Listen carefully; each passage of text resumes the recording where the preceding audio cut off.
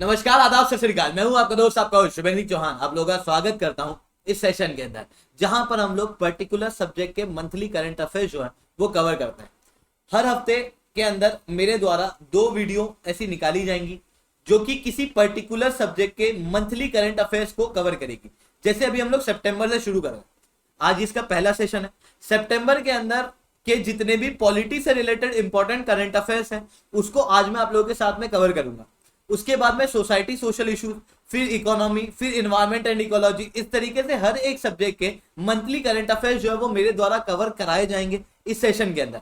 इसके अलावा दोस्तों, आप लोग रोज मेरे साथ में 8 बजे द हिंदू एनालिसिस के सेशन के अंदर भी जुड़ सकते हो, जहां पर डेली करंट अफेयर्स भी मैं आप लोगों के साथ में डिस्कस करता हूं। इसके अलावा एसआरसी 10 टेलीग्राम ग्रुप के ऊपर आप मेरे साथ में जुड़ सकते हो। क्लास की अपडेट पीडीएफ आपको मिल जाती है। सबसे पहली खबर, सबसे इंपॉर्टेंट खबर जो कि पॉलिटी के अंदर हम लोगों को सितंबर महीने में देखने को मिल रही थी, वो ये थी कि नेशनल क्राइम रिकॉर्ड ब्यूरो यानी कि एनसीआरबी के द्वारा prison statistics in India report 2021 release की गई है। एक्चुअल में एनसीआरबी द्वारा 3 अलग अलग रिपोर्ट निकाली जाती है, उनमें से एक रिपोर्ट ये prison statistics in India report है जो 2021 के डाटा को बताती है।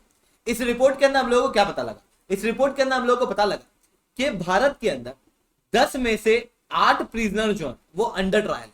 मतलब 80% ऐसे लोग हैं जो अक्यूज हैं, अपराधी नहीं है, मतलब जिनके ऊपर आरोप लगा है और वो जेल के अंदर बंद है। अब उनके ऊपर केस जो है वो लगातार चलते जा रहा है, अभी तक वो गिल्टी प्रूव नहीं हुआ। मतलब ऐसे लोग जो कि अक्यूज है, यानी कि जिनके ऊपर आरोप लगा है, आरोपी है, अपराधी नहीं है, तो ऐसे लोग काफी ज्यादा हैं। उत्तर प्रदेश के अंदर सबसे ज्यादा, फिर बिहार, फिर महाराष्ट्र। इसके अलावा एससी, एसटी और ओबीसी के लोग जेल के अंदर सबसे ज्यादा हैं, लगभग 67.5%। इतना ही नहीं, जेल के अंदर जो स्टाफ है वो काफी अंडर स्टाफ है, मतलब काफी ज्यादा वैकेंसी जेल के अंदर प्रेजेंट है। लगभग 64,449 लोग प्रेजेंट है आज जेल के अंदर, जेल ऑफिसर के रूप में, जेल के स्टाफ के रूप में। पर एक्चुअल स्ट्रेंथ 89,479 चाहिए, मतलब काफी ज्यादा वैकेंसी है। इतना ही नहीं, जो बजट जेल के डेवलपमेंट के लिए किया जाता है, जो प्रिजन के डेवलपमेंट के लिए पास किया जाता है, इस बार वो बजट केवल 13% से बढ़ा है। इसके पहले ये बजट जो है वो बढ़ ही नहीं रहा, जो कि प्रिजन के इंफ्रास्ट्रक्चर को डेवलप करने के लिए था। अब सवाल उठता है कि इस प्रिजन के अंदर और क्या क्या इश्यूज हैं। देखो, यहाँ पर ऑक्यूपेंसी रेट जो है वो लगभग 130.2% है भारत के अंदर। ऑक्यूपेंसी रेट का मतलब क्या होता है? जहां पर 100 लोग होने चाहिए जिस जेल के अंदर, जिस जेल की कैपेसिटी 100 लोग है, वहां पर 130.2% लोग है, यानी कि ओवर क्राउडिंग का इशू है। मतलब जेल के अंदर ओवर क्राउडिंग है सबसे ज्यादा। अब जब ओवर क्राउडिंग है तो इसकी वजह से कई सारी प्रॉब्लम आती है जेल के गवर्नेंस को लेकर। जैसे जब कोविड-19 हुआ तो कोविड-19 के अंदर हम लोगों को क्या देखने को मिला? कोविड-19 के दौरान में जब जेल के अंदर कोविड-19 फैला तो अफरा तफरी मच गई। क्यों ऐसा हो गया था साहब? ऐसा इसलिए हो गया था क्योंकि जेल के अंदर ओवर क्राउडिंग है, मतलब कंजस्टेड है काफी ज्यादा हमारे जेल, जिसके कारण से वहां पर जो प्रॉपर सर्विस है जेल के अंदर वो नहीं मिल पाती। क्योंकि प्रिजनर के पास में भी अपने कुछ अधिकार है, पर हम लोग वो अधिकार उस प्रिजनर को नहीं दे पाते। दूसरा कि यहाँ पर हमको इनसफिशिएंट लीगल एड देखने को मिलती है। कई सारे लोग जो कि सोशली एजुकेशनली बैकवर्ड क्लास से आते हैं वो जेल के अंदर ज्यादा है, मैंने बताया 67.5%। इतना ही नहीं, ऐसे लोग जो अंडर ट्रायल है, जिनके ऊपर आज भी केस चल रहा है, वो लगभग 80% है, जो दर्शाता है कि लीगल एड जो है वो हम लोग ठीक से प्रोवाइड नहीं कर पा रहे। स्टाफ की शॉर्टेज है, मैंने आपको डाटा के अंदर बताया। इसके अलावा कस्टोडियल डेथ का इशू जेल गवर्नेंस के अंदर देखने को मिलता है। कस्टोडियल डेथ का मतलब क्या होता है? जब एक व्यक्ति कस्टडी के अंदर रहता है, पुलिस या जुडिशियल कस्टडी, उस दौरान में दूसरे प्रिजनर के द्वारा उसको मार देना या फिर पुलिस ऑफिसर के द्वारा बातें निकलवाने के लिए रिमांड पे लिया जाता है, बहुत कूटा जाता है, बहुत पीटा जाता है, और उसके बाद में वो व्यक्ति की डेथ हो जाती है। कई बार ऐसा भी होता है। According to the NHRC report, पिछले दशक के अंदर 2010 से 2020 के बीच में लगभग 5 लोगों की मृत्यु हर रोज होती थी जुडिशियल कस्टडी के अंदर। अगर आपने वो एक वेब सीरीज है जुडिशियल सिस्टम के ऊपर ही, प्रिजन सिस्टम के ऊपर ही, पंकज त्रिपाठी की है, एग्जैक्टली उसका नाम मेरे को याद नहीं आ रहा, उसको देखा होगा ना, तो वहां पर आप देखोगे कि किस तरीके से जुडिशियल कस्टडी की हालत होती है, वहां पर किस तरीके से लोगों को रखा जाता है, ठीक है, किस तरीके से आपस में राइवलरीज चलती है। इवन यहाँ पर जो कस्टडीज होती हैं, जो जेल होती हैं, यहाँ पर मोबाइल वगैरह अलाउ नहीं होता, तो मोबाइल की तस्करी की जाती है, ड्रग की तस्करी की जाती है, हथियारों की तस्करी की जाती है, जो कि नेशनल सिक्योरिटी के ऊपर इशू है।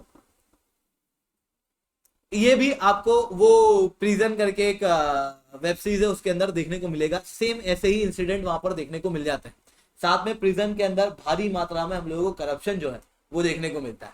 तो हम लोग प्रिजन की कंडीशन को कैसे सुधार कर सकते हैं, कैसे ठीक कर सकते हैं, तो ऑल इंडिया प्रिजन सर्विस हम लोग शुरू कर सकते हैं। एक सबसे सिंपल तरीका, सबसे सिंपल वे फॉरवर्ड जो हम लोग लगभग हर आंसर के अंदर लिख सकते हैं, एजुकेशन से रिलेटेड रिफॉर्म चाहिए तो ऑल इंडिया एजुकेशन सर्विस शुरू कर दो।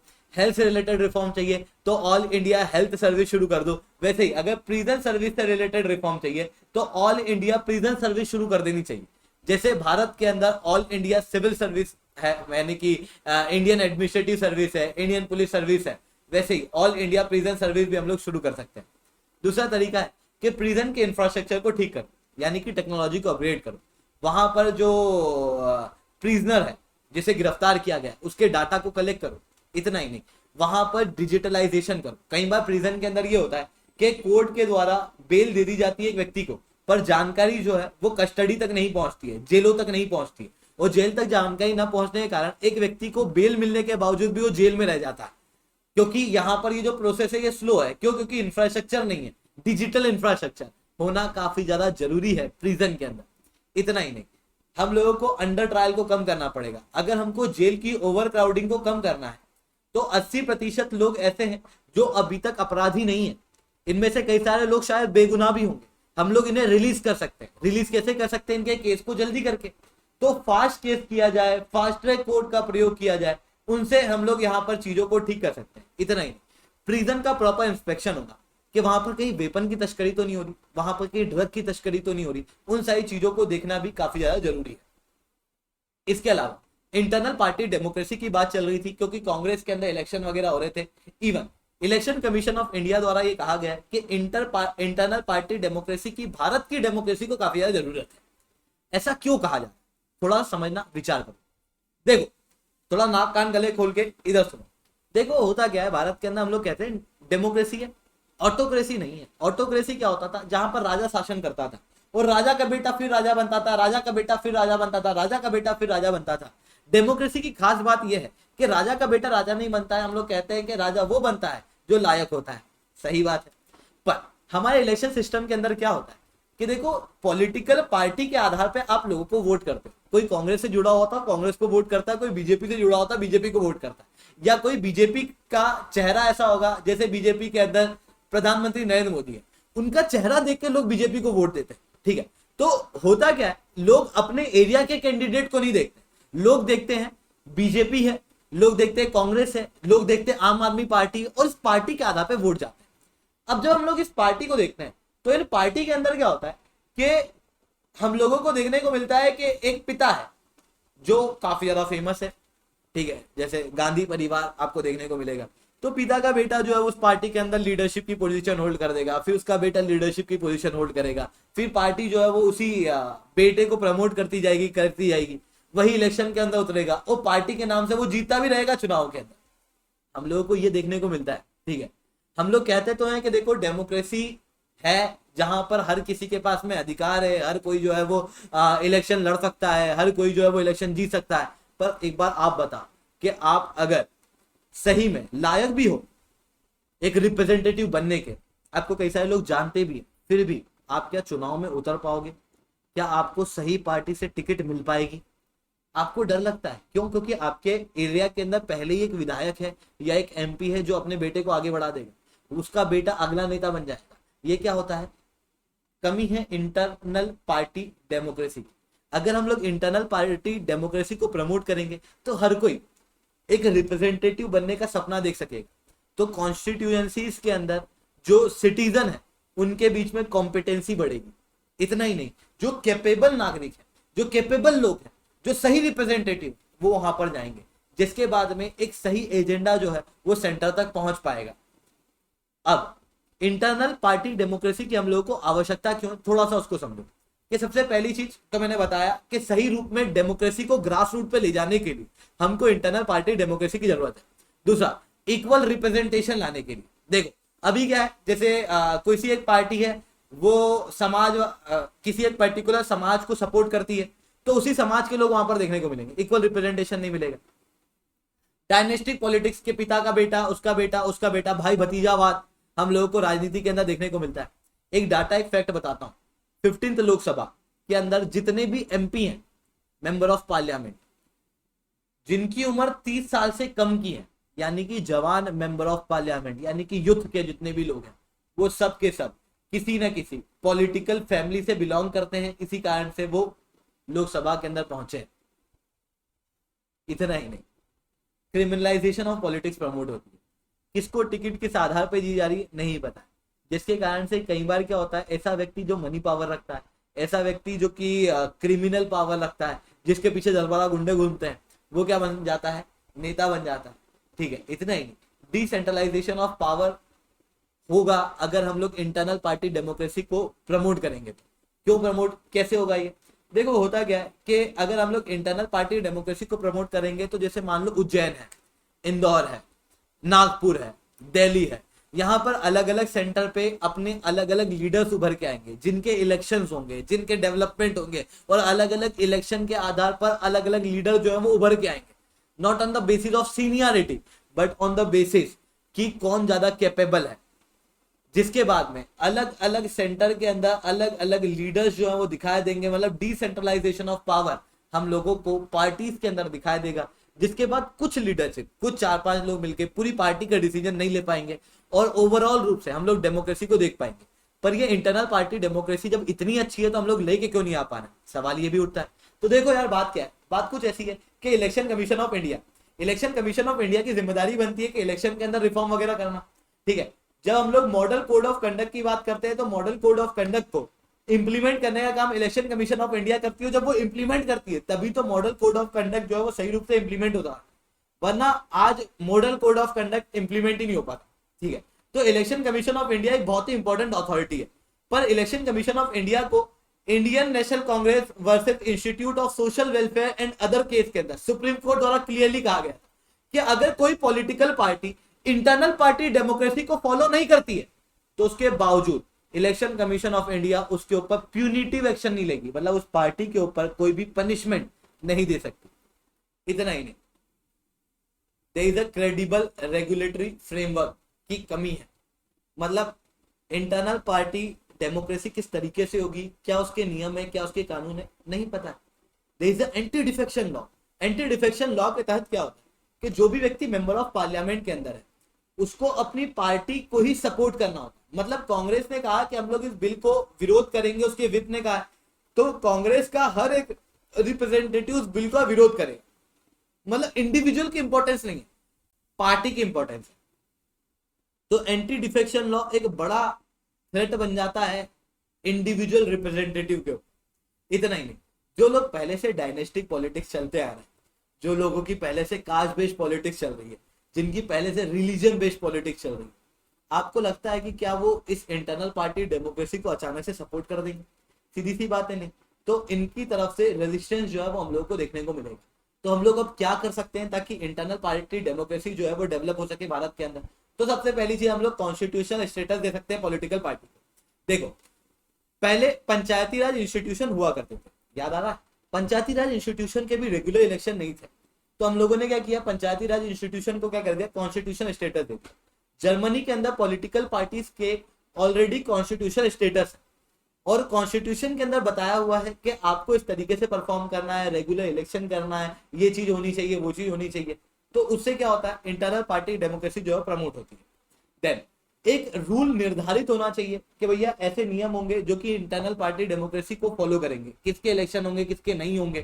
ठीक है, कौन लोग जो है वो चुनाव के अंदर उतरेंगे, किस तरीके से उतरेंगे, उनके प्रॉपर नियम होने चाहिए। साथ में लीडरशिप पोजीशन के लिए इलेक्शन जो है वो लड़ना काफी ज्यादा जरूरी होना चाहिए। साथ में इलेक्शन कमीशन ऑफ इंडिया को एम्पावर करना जरूरी है ताकि ये जो रूल्स हम लोगों ने बनाए हैं ये इंप्लीमेंट भी हो सके। ठीक है, इसके अलावा 27 सितंबर को सुप्रीम कोर्ट ऑफ इंडिया ने अपनी हियरिंग को लाइव स्ट्रीम किया था। ये इसके ही स्क्रीनशॉट है, ये लाइव स्ट्रीम ही हो रही है ठीक है, जहां पर सुनवाई वगैरह चल रही है। एक्चुअल में सुप्रीम कोर्ट ऑफ इंडिया ने कहा था कि हर एक व्यक्ति के पास में राइट टू जस्टिस है। मतलब मेरे पास में राइट टू जस्टिस है, आपके पास में राइट टू जस्टिस है। राइट टू जस्टिस का मतलब केवल न्याय प्राप्त करना नहीं, बल्कि क्या न्याय मिल रहा है दूसरों को ये जानना भी है। मतलब लोगों के पास में अधिकार होना चाहिए कि सुप्रीम कोर्ट के अंदर क्या प्रोसीडिंग चल रही है उसको देख पाना। न्यूज वगैरह के अंदर भी हम लोग देखते ही हैं, पर इतना बेहतर वो चीज होती नहीं है। ठीक है, कई सारे लॉ स्टूडेंट होते हैं जिनको किसी पर्टिकुलर केस के अंदर काफी ज्यादा इंटरेस्ट होता है, जिनको इन केसेस से काफी कुछ सीखने को मिलता है। तो उन लोगों को भी इन लीगल पर्सपेक्टिव से, इन ऑनलाइन हियरिंग से काफी कुछ सीखने को, काफी कुछ जानने को मिलता है। सुप्रीम कोर्ट के जज के अलग अलग ओपिनियन जो है वो प्राप्त होते हैं। इतना ही नहीं, लॉ रिलेटेड फील्ड के अंदर रिसर्च और डेवलपमेंट करने के लिए भी ये काफी ज्यादा जरूरी है कि लाइव स्ट्रीम जो है वो कॉन्स्टिट्यूशनल बेंच को किया जाए, उनकी हियरिंग को किया जाए, जो कॉन्स्टिट्यूशन से रिलेटेड अपने इंटरप्रिटेशन दे रही है। इसके पहले 6 अलग अलग हाई कोर्ट, गुजरात, उड़ीसा, कर्नाटक, झारखंड, पटना, मध्य प्रदेश, इन हाई कोर्ट के अंदर ऑलरेडी लाइव स्ट्रीम जो है वो की जा रही थी ऑन देयर यूट्यूब चैनल। अभी भी ये जो लाइव स्ट्रीम है ये यूट्यूब चैनल पे जो है वो की गई है, और ये 3rd फेज है ई कोर्ट का। पर इस लाइव स्ट्रीम के अंदर क्या समस्या है? देखो यार, कोर्ट के अंदर इंफ्रास्ट्रक्चर की कमी है, वो क्लियरली दिखाई देता है। कोर्ट ने अपने किसी प्लेटफॉर्म के ऊपर कहीं भी लाइव स्ट्रीम नहीं किया, बल्कि किसी और प्लेटफॉर्म यानी कि यूट्यूब के ऊपर किया।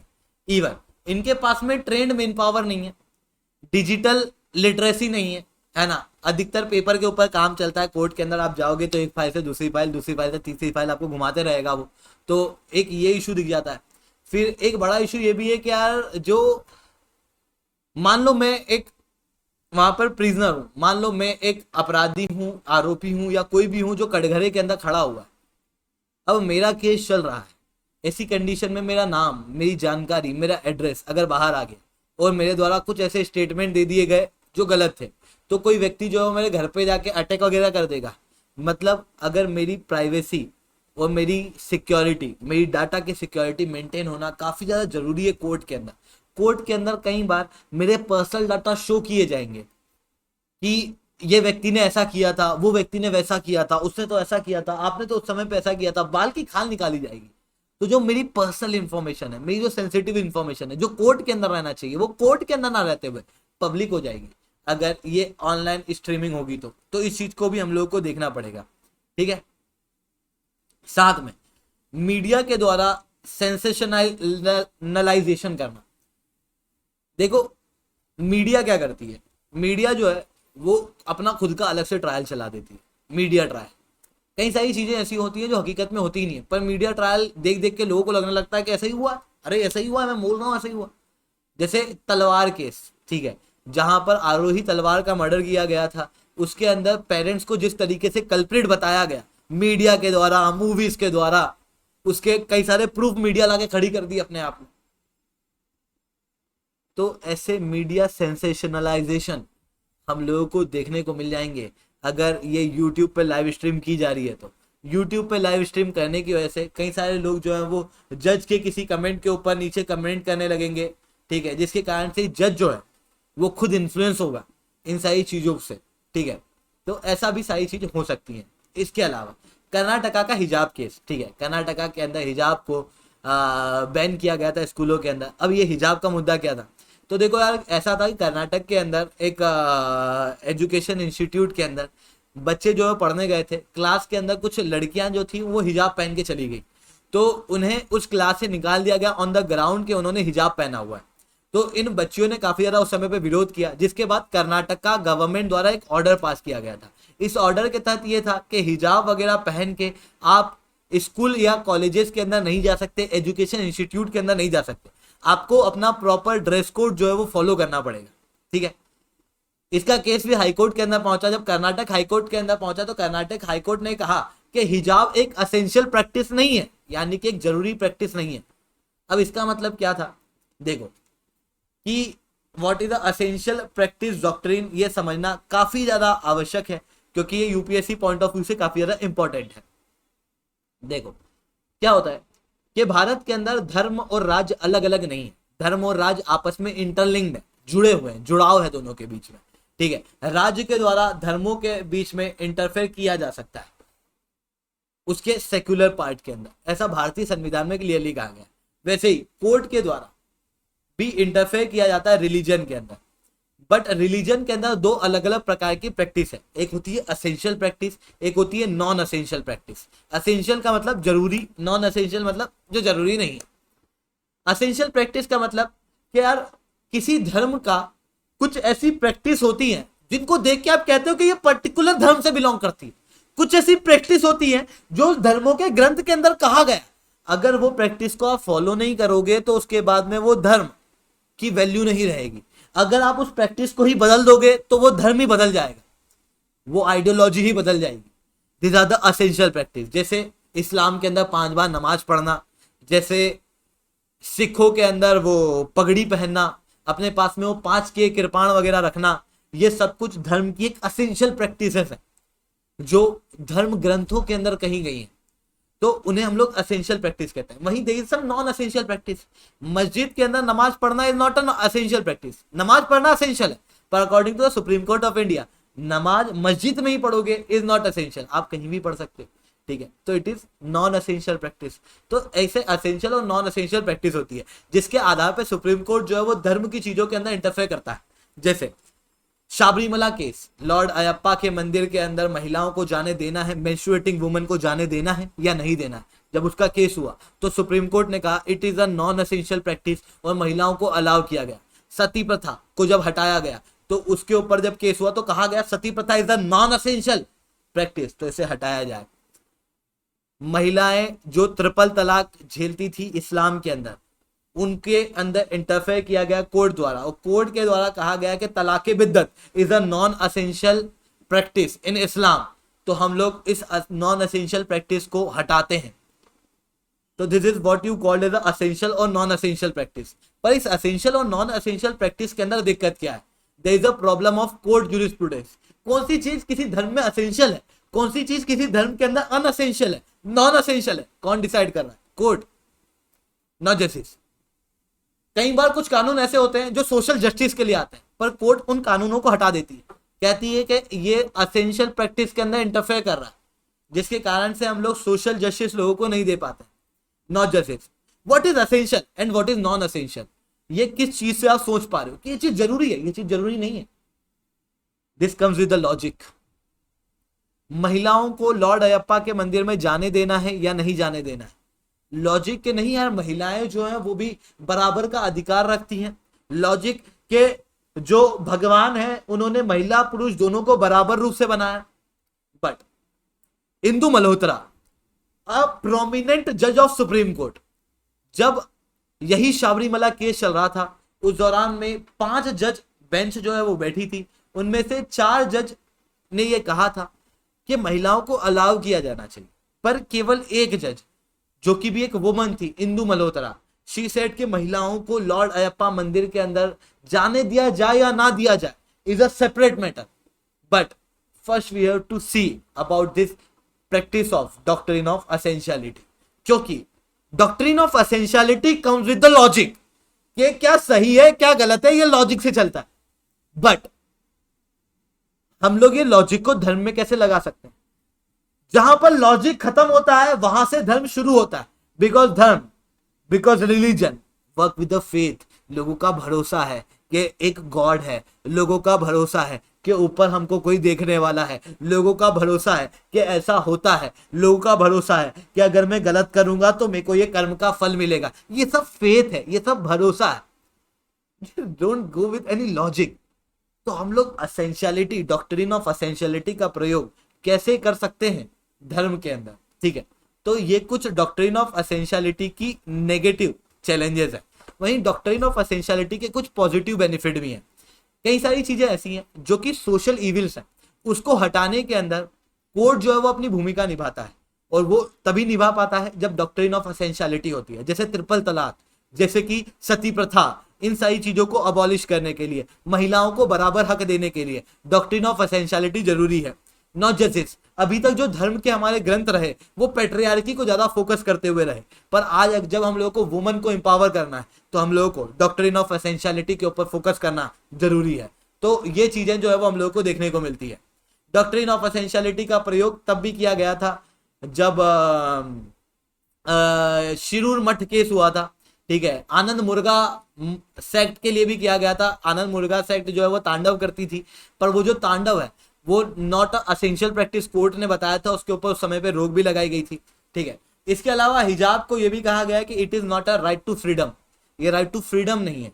मतलब कि आप कह रहे हो कि यार मेरे को धर्म को फॉलो करना मेरा अधिकार है, ठीक है, यस यू हैव डेफिनेटली, पर पब्लिक स्फेयर के अंदर कुछ अधिकारों को आपसे छीना जा सकता है for the general public discipline and decorum. मतलब आप कहो कि यार मेरे पास में राइट टू प्राइवेसी है, तो मैं खुले इन्वायरमेंट में आके कुछ भी करने लग जाऊं, ठीक है, जो पब्लिक डेकोरम पब्लिक डिसिप्लिन को खराब कर रहा है। आप इमेजिन कर पा रहे हो मैं किन चीजों की बात कर रहा हूं, ठीक है। तो वो क्या है, सरासर गलत है, क्योंकि वो सोशल मोरालिटी के खिलाफ है। तो वहां पर क्या होता है कि आपकी जो पर्सनल फंडामेंटल राइट है वो आपसे छीनी जाती है for the larger public good, for the larger public interest. ठीक उसी तरीके से यूनिफॉर्म को फॉलो करना, क्लासरूम अपने आप में क्वालिफाइड पब्लिक स्पेस है जहां पर डिसिप्लिन और डेकोरम को मेंटेन करने के लिए आपके रिलीजन को फॉलो करने का अधिकार आपसे छीना जा सकता है। इसके अलावा स्टेट जो है वो डिस्क्रिमिनेशन भी नहीं कर रहा है, हिजाब को अलाउ करके, ऐसा सुप्रीम हाईकोर्ट द्वारा कहा गया है। इसके अलावा पार्लियामेंट्री कमेटी के ऊपर एक बहुत बेहतरीन एडिटोरियल आया था, ठीक है, जो काफी ज्यादा जरूरी है, क्योंकि हर साल पॉलिटी के अंदर जो क्वेश्चन आते हैं उनमें से एक क्वेश्चन जो है वो पार्लियामेंट से रिलेटेड आता ही है, इनसे रिलेटेड इशू के ऊपर। और पार्लियामेंट्री कमेटी का इशू जो है वो एक बहुत बड़े पैमाने पे आज उभर के आ रहा है। अब पार्लियामेंट्री कमेटी होती क्या है, थोड़ा सा उसको समझना। पार्लियामेंट्री कमेटी का एक सिंपल मतलब है पार्लियामेंट की कमेटी, पार्लियामेंट्री कमेटी पार्लियामेंट की कमेटी, मतलब ऐसी कमेटी जो पार्लियामेंट द्वारा बनाई गई है, लोकसभा राज्यसभा द्वारा बनाई गई है, फिर उसके स्पीकर या चेयरमैन द्वारा बनाई गई है, ऐसी कमेटी को हम लोग कहते हैं पार्लियामेंट्री कमेटी। ये पार्लियामेंट्री कमेटी दो प्रकार की होती है, एक होती है स्टैंडिंग कमेटी, दूसरी होती है एडहॉक कमेटी। स्टैंडिंग कमेटी मतलब जो खड़ी हुई है, कहीं जा ही नहीं रही है, मतलब ऐसी कमेटी जो परमानेंट है, रेगुलर कमेटी है, जो लगातार चलती रहती है, टाइम टू टाइम इसका काम जो है वो रहता है, मतलब कंटिन्यूस बेसिस पे जो पार्लियामेंट्री कमेटी काम करती है उन्हें कहते हैं स्टैंडिंग पार्लियामेंट्री कमेटी। जैसे डिपार्टमेंट रिलेटेड स्टैंडिंग कमेटी, ये कमेटी जो है वो बजट जब आता है तो उसको स्क्रूटिनाइज करने का काम करती है, लगभग 24 कमेटी के पास में बजट जाता है, तो ये स्टैंडिंग कमेटी हमेशा रहेगी, है ना। ये हर एक डिपार्टमेंट का काम करती है, कोई एजुकेशन डिपार्टमेंट से रिलेटेड है तो वो एजुकेशन डिपार्टमेंट के इश्यूज हमेशा आते हैं तो उसके ऊपर हमेशा काम करती रहेगी, तो ये स्टैंडिंग कमेटीज होती हैं। वहीं कुछ एडहॉक कमेटी होती है। एडहॉक कमेटी क्या होती है, एडहॉक कमेटी मतलब किसी स्पेसिफिक इशू के लिए कमेटी बनाई जाती है पार्लियामेंट द्वारा। जैसे जैसे आपने वो देखा होगा, एक मूवी देखी होगी, क्या नाम था उसका, ताशकंद फाइल, उसके अंदर एक अलग से कमेटी बना दी जाती है, कमेटी बना दी जाती है कि यार क्यों डेथ हुई थी हमारे पूर्व प्रधानमंत्री शास्त्री जी की, तो वो क्या है एक स्पेसिफिक इशू के लिए, जैसे ही वो काम पूरा हो जाएगा, पता लग जाएगा, सारे डाटा फैक्ट वगैरह इकट्ठे कर लिए जाएंगे, पार्लियामेंट में रिपोर्ट पेश कर दी जाएगी, उसके बाद वो कमेटी एग्जिस्ट नहीं करेगी, it is a ad hoc committee. ये एक प्रकार की एडहॉक कमेटी होती है। सिटीजनशिप अमेंडमेंट एक्ट के इशू को देखना है तो केवल एक एक्ट के इशू को देखना है तो एक अलग से उसकी कमेटी बना दी, तो जैसे ही उस इशू को खत्म हुआ उसके बाद में वो कमेटी खत्म हो जाएगी। This are what you called as ad hoc committee, यानी कि कुछ समय के लिए जो कमेटी होती है वो होती है एडहॉक कमेटी। ये दो अलग अलग प्रकार की पार्लियामेंट्री कमेटी होती है। अब ये पार्लियामेंट्री कमेटी बनाई क्यों जाती है, इमेजिन कर कि कोई बिल जो है वो पार्लियामेंट के अंदर आया, ठीक है, अब पार्लियामेंट के सेशन को अगर आप देखोगे तो एक बड़ा सा सेशन पार्लियामेंट का बजट में चले जाता है, बजट को डिस्कस करने में, बजट को पास करने में, बजट का काम करने में। थोड़े से सेशन बचते हैं जो कि मॉनसून सेशन और विंटर सेशन के फॉर्म में, जहां पर ये पार्लियामेंट अपने कानून बनाती है। अब पार्लियामेंट अपने कानून बना रही है, अब कोई बिल पार्लियामेंट पकड़ के बैठ गई कि यही डिस्कस करेंगे, उठेंगे नहीं, जाएंगे नहीं, इसी को डिस्कस करेंगे। 60-70 दिन टोटल पार्लियामेंट बैठती है, उनमें से इफेक्टिवली बिल वगैरह डिस्कस करने के लिए 30-40 दिन पार्लियामेंट को मिलते हैं। अब वो 30-40 दिन के अंदर भी पार्लियामेंट जो है वो अगर एक बिल को पकड़ के बैठ जाए कि नहीं हम तो इस बिल को पार्लियामेंट में ही डिस्कस करेंगे, पार्लियामेंट में ही ठीक करेंगे, पार्लियामेंट में ही सब कुछ करके आगे पास करेंगे, तो दूसरा बिल पास ही नहीं हो पाएगा। एक ही बिल पास होगा पूरे सेशन के अंदर, पूरे साल भर के अंदर। अब पार्लियामेंट को कितने काम होते हैं, केवल एक बिल तो है नहीं, तो पार्लियामेंट क्या करती है, बोलती है कि क्यों हम लोग इतने बड़े पैमाने पे बिल को डिस्कस करें, और आप सोचो ना कि 543 लोग किसी बिल पे डिस्कस कर रहे हैं और 5 लोग किसी बिल पे डिस्कस कर रहे हैं, कहां पर डिस्कशन इफेक्टिव होता है? 5 लोगों में, 543 में कभी नहीं होगा, ठीक है, वहां पर एक दूसरे पे चेयर फेंकी जाएगी। तो फिर क्या किया जाता है कि पार्लियामेंट जो है वो अपने दूसरे बिल के ऊपर डिस्कस करती रहती है। जैसे ये बिल आया, इसके ऊपर एक्स्ट्रा डिस्कशन की जरूरत है, इसके ऊपर कुछ और एक्सपर्ट की एडवाइस की आवश्यकता है, तो उन बिल को स्टैंडिंग कमेटी के पास में भेज दिया जाता है। अलग से बना भी दी जाती है कई बार, है ना, या कई बार ज्वाइंट स्टैंडिंग कमेटी भी होती है जो कि लोकसभा और राज्यसभा दोनों की होती है। कई बार पर्टिकुलर हाउस की होती है, केवल लोकसभा के मेंबर होते हैं या फिर केवल राज्यसभा के मेंबर होते हैं। तो इस स्टैंडिंग कमेटी को भेज दिया जाता है। ये स्टैंडिंग कमेटी वहां पर क्या करती है, बिल के ऊपर डिस्कस करती है, उसकी प्रॉब्लम को हटाती है, उसके अंदर नई चीजें डालती है, एक बेहतर कानून जो है वो बना के देती है। इवन कई बार क्या होता है कि यहाँ पर एक्सपर्ट वगैरह पार्लियामेंट के अंदर नहीं होते, तो पार्लियामेंट्री स्टैंडिंग कमेटी क्या करती है कि कई सारे एक्सपर्ट, जैसे फार्म लॉ बनाना है, तो फार्म लॉ के जितने भी फार्मिंग से रिलेटेड जितने भी एक्सपर्ट्स हैं, जितने भी प्रोफेसर्स हैं, उनको बुलाएगी और उनसे चर्चा करेगी, ताकि उस सिस्टम को बेहतर रूप से समझ सके, ताकि क्या हो, एक इफेक्टिव कानून बन सके। मतलब टाइम मैनेजमेंट में काम आती है, साथ में क्या होता है कि इफेक्टिव कानून बनाने में काम आती है। इनका जो भी डिस्कशन होता है वो कैमरा में होता है, इसका कारण से अकाउंटेबिलिटी भी बन जाती है। साथ में क्या होता है कि अगर आप पार्लियामेंट में देखोगे तो कांग्रेस वाले बीजेपी के ऊपर टेबल फेंक रहे हैं, वो वाले इसके ऊपर चेयर फेंक रहे हैं, ऐसे आपस में लड़ाई करते रहेंगे लोग। पर पार्लियामेंट्री स्टैंडिंग कमेटी के अंदर क्या होता है कि मान लो बीजेपी के भी कुछ लोग हैं, कुछ कांग्रेस के भी लोग डाल दिए, कुछ आम आदमी पार्टी के भी लोग डाल दिए, ये लोग आपस में डिस्कस कर रहे हैं, देखो इस बिल के अंदर हम लोग ऐसा कर सकते हैं, ऐसा कर सकते हैं, ऐसा कर सकते हैं, मतलब पार्टी के बीच में कंसेंसस हो जाता है, ठीक है। साथ में क्या होता है, डिपार्टमेंट रिलेटेड स्टैंडिंग कमेटी जो है वो आपको पता होगा बजट को स्क्रूटिनाइज करने के काम आती है। साथ में पॉलिसी से रिलेटेड जितने भी इश्यूज हैं, अभी जो पॉलिसी चल रही है उसमें कितने इश्यूज हैं, आने वाले समय में क्या इश्यूज होंगे, उनको कैसे सॉल्व किया जा सकता है, नए बिल के अंदर क्या क्या ऐड करना है, उनको एग्जामिन करने के लिए भी ये कमेटी जो है वो काम आती है। मतलब ये कमेटी काफी ज्यादा जरूरी है, parliamentary standing committee, parliamentary committees standing और एडॉक दोनों। पर रिसेंटली क्या देखने को मिल रहा है कि पार्लियामेंट के अंदर जो स्टैंडिंग कमेटी है उनके पास में जो बिल भेजे जा रहे हैं वो लगातार कम है। 14th लोकसभा के अंदर केवल 60% बिल ही स्टैंडिंग कमेटी के पास भेजे गए, 15th लोकसभा के अंदर 17% और 16th लोकसभा यानी कि 2014 से 2019 के बीच में यहां पर केवल 27% जो बिल है वो स्टैंडिंग कमेटी, पार्लियामेंट्री कमेटी के पास भेजे गए, अदरवाइज कोई बिल भेजा ही नहीं गया। जिसके कारण से chief justice of India Bharat के ये कहते हैं, former chief justice of India, कि पार्लियामेंट के जो कानून की क्वालिटी है वो लगातार गिर रही है। इवन लोकसभा और राज्यसभा की प्रोडक्टिविटी भी गिर रही है। प्रोडक्टिविटी लोकसभा की 47% है इस साल और 42% है राज्यसभा की, जो दिखाता है कि हमारी पार्लियामेंट, जो कि हम लोग कहते हैं the pillar of the democracy है, वहां पर the temple of the democracy, वहां पर हम लोगों को इस तरीके के इश्यूज जो हैं वो देखने को मिल रहे हैं। तो फिर हम लोग क्या कर सकते हैं, तो देखो कंपलसरी कर दो। अभी क्या है कि किसी भी बिल को स्टैंडिंग कमेटी, पार्लियामेंट्री कमेटी के पास में भेजना है जरूरी नहीं है, पर अब उसे हम लोग कंपलसरी कर सकते हैं, ठीक है। साथ में क्या है कि पार्लियामेंट्री कमेटी के अंदर कोई पार्टी बेस्ड पॉलिटिक्स नहीं होना चाहिए, वहां पर क्या सही है क्या गलत है उसके ऊपर डिस्कस होना चाहिए, यानी कि कोई व्हिप वगैरह का प्रयोग ना किया जाए। एक फिक्स टाइमलाइन दी जाए कि इतने समय के अंदर पार्लियामेंट्री कमेटी अपना डिसीजन दे, साथ में एक्सपर्ट वगैरह को ज्यादा इंक्लूड किया जाए, है ना। साथ में क्या होता है, जैसे विंटर सेशन होता है, विंटर सेशन के बाद में 1 महीने की छुट्टी होती है जनवरी की, फिर फरवरी के अंदर वापस हाउस मिलता है फॉर द मॉनसून सेशन, ठीक है। तो ये जो बीच में इंटर सेशन होता है, ये जो सेशन के बीच का समय होता है, हम लोग यहाँ पर भी टाइम मैनेज कर सकते हैं और स्टैंडिंग कमेटी का प्रयोग कर सकते हैं, ताकि बिल के ऊपर डिस्कशन जो है वो चलते रहे, भले ही पार्लियामेंट सेशन में हो या ना।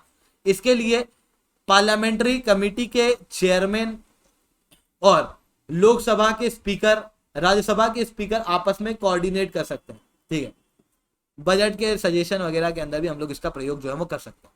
इसके अलावा एक और इंपॉर्टेंट न्यूज आई थी, national list for essential medicine जो है वो रिलीज की गई है भारत सरकार द्वारा।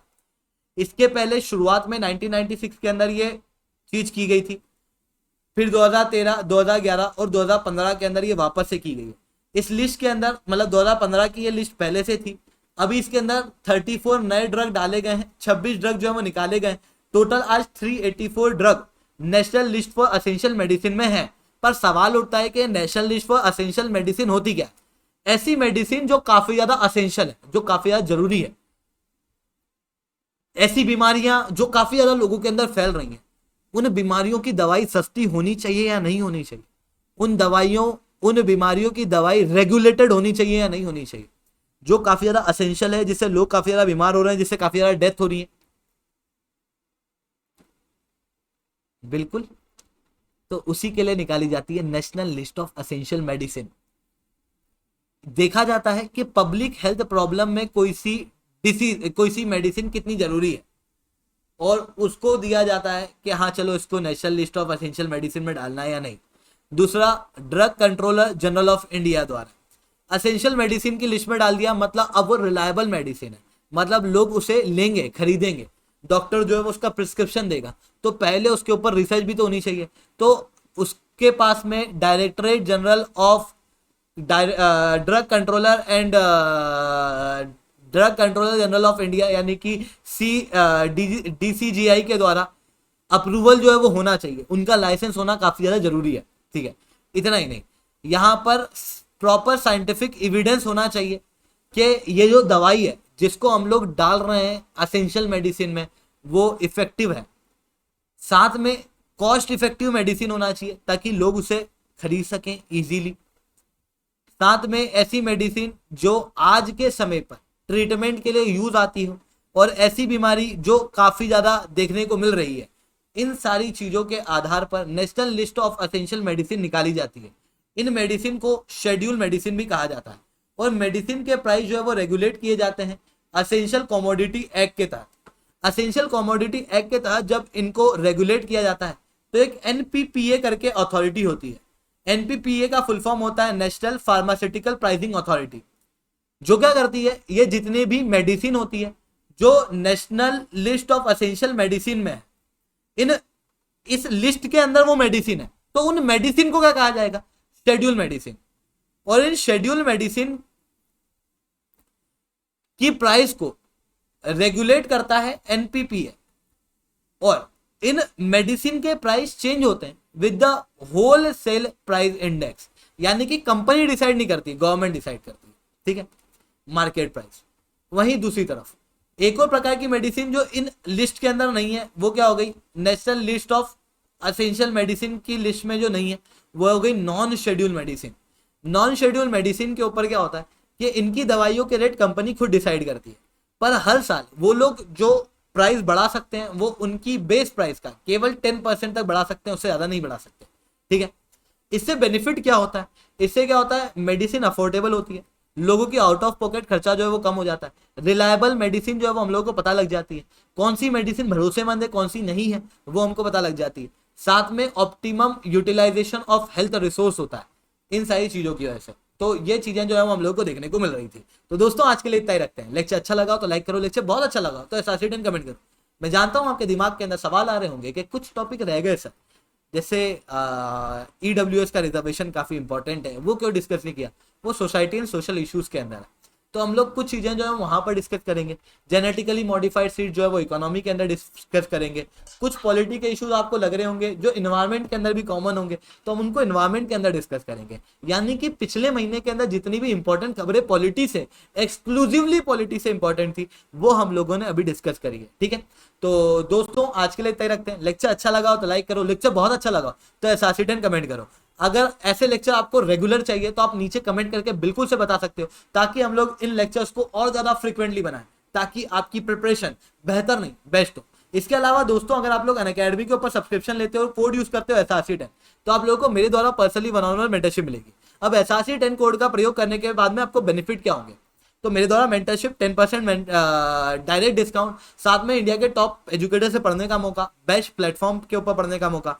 ये सब कुछ तभी होगा जब आप एसआरसी10 कोड का प्रयोग करोगे। अब ये कोड का प्रयोग कैसे करना है? अगर आप अनअकैडमी टीम से बात कर रहे हो तो ऑन कॉल आपको कहना पड़ेगा कि मेरे को एसआरसी10 कोड डालना है। अगर आप खुद से सब्सक्रिप्शन ले रहे हो तो एजुकेटर रेफरल कोड के अंदर एसआरसी10 कोड डालो। एजुकेटर जब अगर आप EMI पे लोन ले रहे हो, लोन लेके अगर सब्सक्रिप्शन ले रहे हो तो उसके अंदर भी आप लोगों को रेफरल कोड के अंदर SRC10 डालना पड़ेगा। याद रखना SRC10 के अंदर कोई स्पेस नहीं है। तो जाओ सब्सक्राइब करो, SRC10 कोड का प्रयोग करो। इसके अलावा लेक्चर की PPT PDF आपको SRC10 टेलीग्राम ग्रुप के ऊपर मिल जाएगी।